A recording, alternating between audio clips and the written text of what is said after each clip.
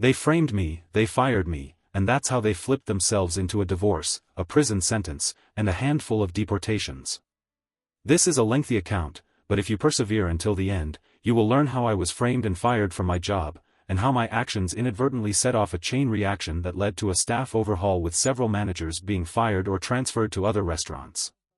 The general manager was dismissed and subsequently divorced, while one of the managers was investigated by the FBI and ultimately arrested. Additionally, several employees were deported. I previously worked at an upscale restaurant owned by a large corporate entity that owns several different restaurant brands. I worked there for approximately 3.5 years before they eventually terminated my employment. I will now proceed to elucidate my role at the aforementioned establishment. My role at that particular job entailed a considerable degree of versatility, as I commenced my tenure with the organization with the intention of acquiring as much knowledge as possible. I was particularly assiduous in my pursuit of learning new skills, as I had initially commenced my career as a server but subsequently transitioned into various departments. My duties included a variety of roles, such as carry-out hosting, bartending, bar backing, banquets catering, and deliveries. My primary objective was to be available for as many hours as possible. I was compensated at an hourly rate of approximately $12, though this fluctuated based on my role, such as bartender or server, and the tips I received. Over time, my dedication and performance were recognized by management, who identified me as a valuable asset in one of the non-tipped positions. I was so proficient in tipped positions that management decided to test my abilities as an unofficial supervisor over the team that worked and carried out catering and deliveries. These were all part of the same department, so I knew that ultimately, it would mean fewer hours. I negotiated with management to increase my pay by about $1.50, since I was taking on additional responsibilities. They were satisfied with the pay increase. I was not trying to get as much money as possible, I just wanted to be able to pay my bills and still have a little money left over. For fun, I resided in the highly taxed city of Chicago, which is in the already highly taxed state of Illinois. Consequently, it was challenging to maintain a comfortable standard of living while still having money left over to enjoy leisure activities. I am a person who derives pleasure from simple things and can enjoy them for extended periods of time. It was not difficult to be happy, as a video game could hold my attention for several months, or even years. I had a family pet that I had brought with me to Chicago, which counted as an additional expense. Not long after I started this position as the unofficial supervisor, I got a girlfriend, which also contributed to my financial situation. I was able to afford these expenses through a combination of increased spending and more frequent outings, which I was able to justify through my position's ability to facilitate smart budgeting. While the financial aspect was not a significant challenge, the turnover rate among managers was high, which made it difficult for incoming managers to gain an understanding of the department's operations and the importance of maintaining consistent work hours. Eventually, it was noted that our current general manager was going to be replaced, and the incoming general manager was expected to be a celebrity in the restaurant industry. However, upon conducting a Google search, we found that the individual in question was not as well known as we had assumed. It is important to note that the glowing review of Harvey's work ethic or his impeccable ability to improve the way a restaurant runs it was not, in fact, a positive evaluation. Instead, it was a mug shot in a police report filed for repeated domestic abuse. This is a crucial detail that will be discussed later in this paper. Harvey came to the restaurant shortly after the aforementioned changes were made and, as a result, one of our best managers resigned. She refused to work with him and, as a result, was subjected to a great deal of sexual harassment, misogynistic comments, and was eventually forced to resign. Not long after she left, our general manager began replacing our current managers with hand-picked individuals. He selected individuals with whom he had previously collaborated. Ultimately, all but one manager was replaced. The sole remaining manager, whom we will refer to as Frito, had been in place since the inception of the company. He demonstrated a capacity for adapting to different circumstances, as evidenced by his shifting values and ethical standards. While I acknowledge his ability to survive in challenging situations, I regard him as a person who is willing to compromise his principles for the sake of maintaining his position.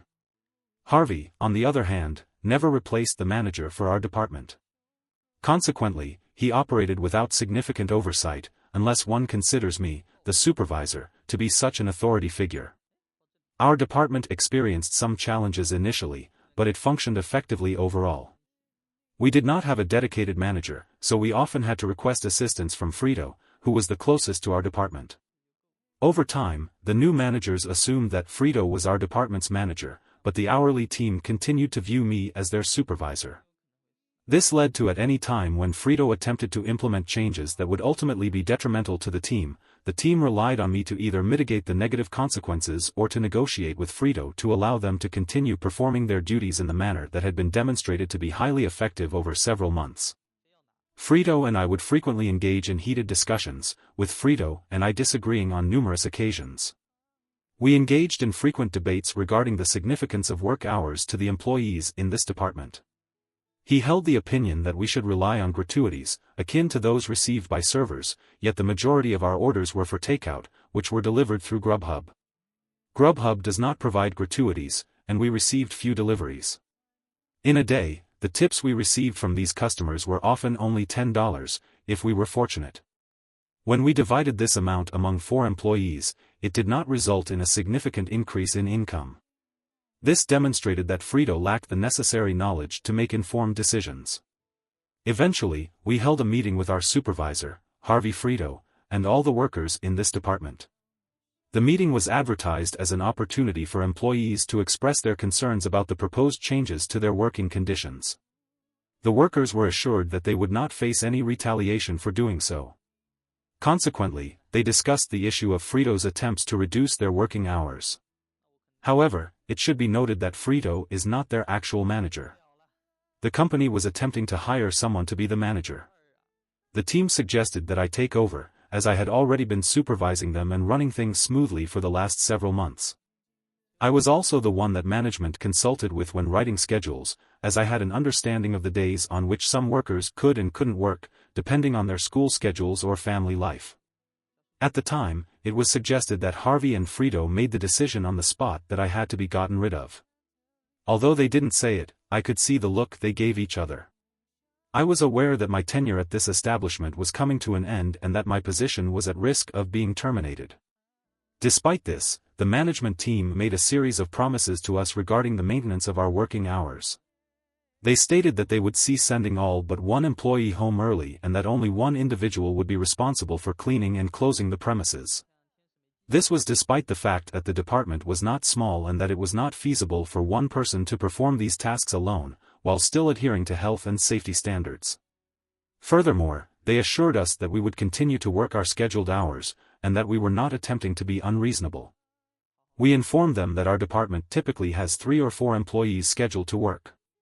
They could eliminate 2 of them early, but we always needed at least 2 people present to assist with closing procedures. They made a commitment to maintain a minimum of 2 closers, yet approximately a week later, they began sending all but one person home early each night. On one occasion, they attempted to do so while I was scheduled as the closer. We had just returned from a significant catering event, and there was a considerable amount of cleanup left for one person to complete. Frito arrived and I attempted to send everyone home except me. I then informed him that he was consistently breaking the promise he had made to us during the meeting. He looked me square in the face and told me to stop complaining about it. He then informed me that if I was going to keep trying to talk to him about him breaking his promises, he could easily find someone who could work my shift. I quickly realized that this was an assassination attempt on my job. He wanted me to press it further, so I backed off and started cleaning. I ended up having to stay way late, and that meant overtime pay anyway. I got a write-up. I was prepared to accept the assignment, despite the stipulation that overtime work must be authorized by a manager. When the writer pointed out that I had informed Frito that I would be unable to complete the task alone before my scheduled shift ended, I was permitted to leave without signing the written agreement. I was permitted to leave, although I was aware that I was being dismissed from my position. It is important to note that I always arrived at work an hour early, as the cost of food in Chicago was considerable. However, at our workplace, we were permitted to consume as much free soup and bread as we liked. Consequently, I would arrive at work 1 hour early each day to consume soup and bread for lunch before my shift. On this particular day, when I entered the kitchen to obtain soup, one of the line cooks informed me that he had the dish in question had been cancelled after he had prepared it. Frito had informed him that he should give it to someone else. He assured me that Frito had already compensated him for it and that it was free for anyone who wanted it. It just so happened that it was my favorite appetizer, so I took the free food without hesitation. Upon reaching my booth, both Harvey and Frito approached me and inquired as to whether I had placed a ticket for the aforementioned food. I informed them that the line cook had provided it to me and that it was the cancelled order that Frito had already taken. Frito appeared perplexed and stated that he was unaware of this. Harvey then informed me that I was aware of the illegality of my actions. He advised me to consume the food and then take his belongings, as this would be my final meal at the establishment. I attempted to justify my actions by stating that I had been given the food by the line cook, but they were unyielding in their demands. I attempted to engage in a dialogue with them, offering to escort them to the kitchen to address the matter with the line cook. However, by the time I had returned to the kitchen with them to speak with the line cook, he had already departed for the day. I was compelled to gather my belongings, express my gratitude, and depart. Upon my departure, I informed my colleagues in the department of the incident, providing them with a detailed account of the events that transpired. They were visibly disconcerted and indignant, yet also exhibited a profound sense of sadness at my departure. Upon concluding my duties for the day, I proceeded to the accounting office to retrieve any outstanding gratuities. It is possible that the meeting was cancelled for me that week in order to ensure that I was not deprived of the financial compensation to which I was entitled before I departed. I had the intuition to simply set my mobile phone to record and I placed it in my pocket with the camera rolling. However, the video was entirely black since it was in my pocket. Nevertheless, I was able to obtain a somewhat muffled recording of Harvey and Frito's voices through the door, in which they discussed how the meeting had proceeded as planned and that they had been attempting to remove me from the company since the meeting with my department. I knocked on the door. The door was opened by the two managers, who then asked me what I was doing there. I informed them that I was waiting for my tips. They proceeded to gather the contents of the safe for me and handed them over. Despite my rising anger at what I had just heard, I decided not to burn this bridge just yet. I reasoned that perhaps I could nuke it later. I offered a handshake to both managers, thanked them for the opportunity to work there, and left. I made sure to pull my phone out of my pocket and record the front of the restaurant with the sign showing its name and logo. The restaurant experience taught me the importance of self-reliance. This lesson is applicable to most professional settings. However, there was a sense that I would require this skill set later on, should I be accused of theft. I wanted to be able to provide evidence to support my innocence, should such an accusation arise in future job interviews. This is precisely what transpired, and this incident ultimately led to the breakdown of my composure on the train ride home.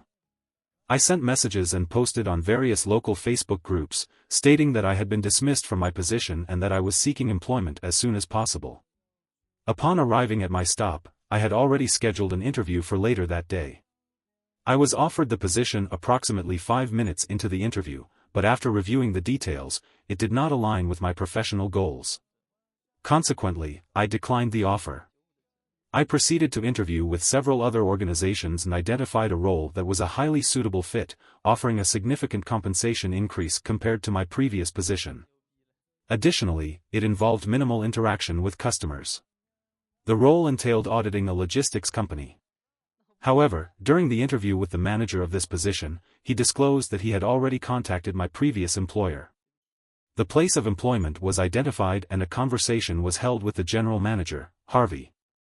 Harvey informed me that I had been dismissed for theft. Fortunately, the manager I was interviewing with inquired further about the circumstances surrounding my dismissal. He was willing to allow me to retrieve my phone and play the recording I had made. I asked if the voice in the video was the same as the one he had spoken with on the phone. He confirmed that it was, which provided sufficient evidence that I had not created a fake video. He listened to the two managers in the video admit that they had set me up and watched to the end.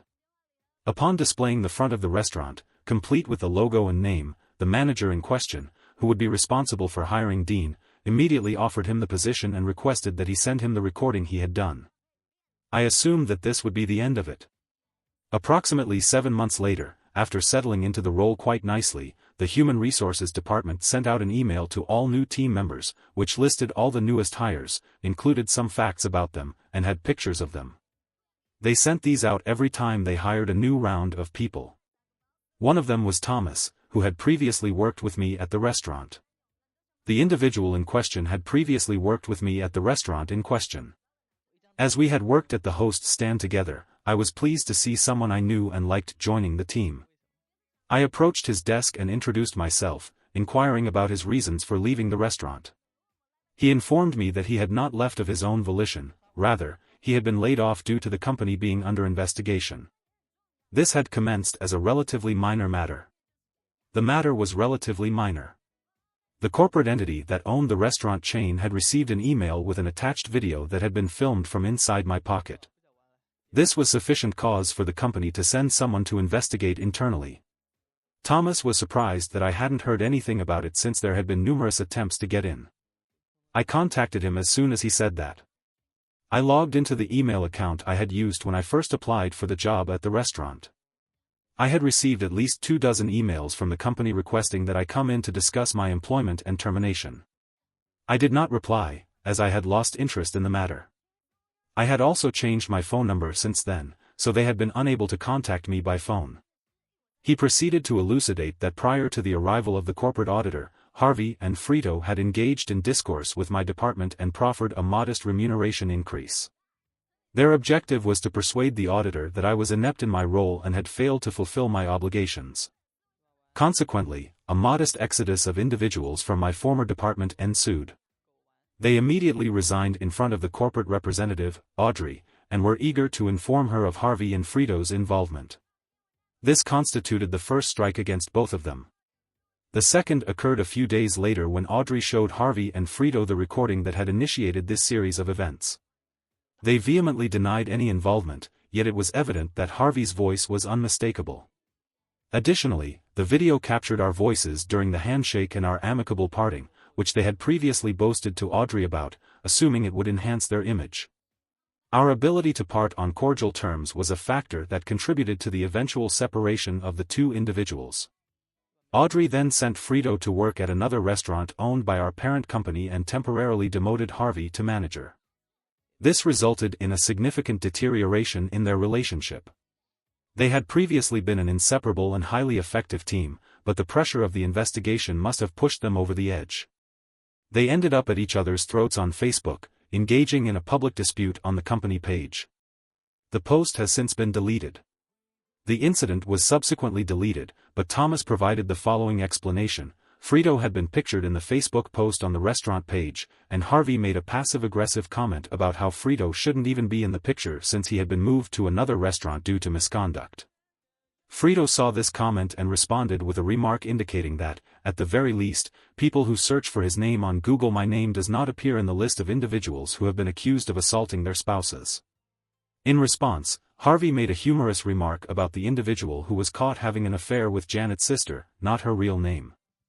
Janet was the woman appointed by the company to oversee my former department after I was fired. Frito replied by saying that I had not tried that approach. It can be reasonably deduced that approximately half of the waitresses employed at the establishment have experienced some form of interaction with you. The aforementioned interaction was documented in a post that was subsequently deleted. However, it had been viewed by Audrey, the auditor, who was officially informed of the incident. This occurred on the following day, when Audrey commenced interviewing female employees in the wait room and bartenders, with the intention of ascertaining whether any of them could corroborate Harvey's alleged advances. The women were interviewed separately. Many of them had similar accounts. All of the women who confirmed that Harvey had made a sexual advance on them said that he had offered to be their sugar daddy if they would send him nude images or stay after closing to engage in sexual activity with him. Harvey was fired, but that is not the most significant outcome. Audrey, the auditor, was not just any random woman from a corporate background. The former regional manager for this area had personally hired Harvey's wife as the general manager of another restaurant in the city. Consequently, she contacted the restaurant where Harvey's wife was employed and informed her of the information she had learned from the female weightlifter. It was later revealed that they had divorced over Harvey's infidelity. She had already granted him a second opportunity to alter his behavior after he had assaulted her. It is unclear why she would have granted him a second chance after such an incident, but she did not extend him a third after dismissing Harvey. I was informed by Audrey that the food had been interviewed by her. I am uncertain how this topic came up, but at some point, he had revealed that he was and she was confused by the discrepancy between his status as an undocumented immigrant and the Illinois ID and Social Security number on file. She pressed him for more information, which led to the discovery of Frito's illicit activities. He had established a black market for fake Social Security cards and IDs, which he used to hire undocumented immigrants. The reduction in wages had been occurring for at least 4 years. It is evident that this constitutes a felony, with the potential for a significant public relations disaster. Consequently, she felt compelled to notify the relevant authorities. The local police department enlisted the assistance of the FBI, given that some of the evidence extended beyond the jurisdiction of the local police. Frito was subsequently arrested and detained. He provided the names of individuals with whom he had conducted business, including those with whom he had sold Social Security cards and IDs. It is unclear whether he provided the names of all such individuals. However, he did identify approximately 14 individuals, at least half of whom were deported by the time Thomas had been released from custody. One of the individuals identified was the line cook who had provided me with food on the day I was terminated from my position. Thomas then proceeded to explain that the incident had originated with my termination. I did not forward the recording to the corporate entity. I had only shared it with Dean at the time of my hiring. I inquired about it, and he informed me that he had sent it to his wife, who is a lawyer. He wanted to ascertain whether I had grounds to sue my former employer for wrongful termination. However, he also recalled that during our initial discussion, I had stated that I was not the type of individual who would attempt to amass millions through such means. The entire company was affected by the misdeeds of 2 individuals. However, I had also expressed that it would be satisfying to witness them lose their jobs. Consequently, my former restaurant's legal team received the recording. My former boss showed it to his wife, who then forwarded it to the highest-ranking officials at the corporate headquarters. They were simply attempting to terminate the employment of 2 individuals for their wrongdoings. The thread was so long that it did not end until there were accusations of sexual harassment, revelations about managers having extramarital affairs with subordinates, a divorce, mass layoffs, and an investigation into potential black market dealings. The document in question was accompanied by at least a half-dozen deportations, with the number potentially reaching as many as 14. I am uncertain as to whether this can be considered nuclear revenge, as I did not actively pursue it. However, Thomas demonstrated that even if it was not revenge, it was undoubtedly nuclear, and the impact it had was significant.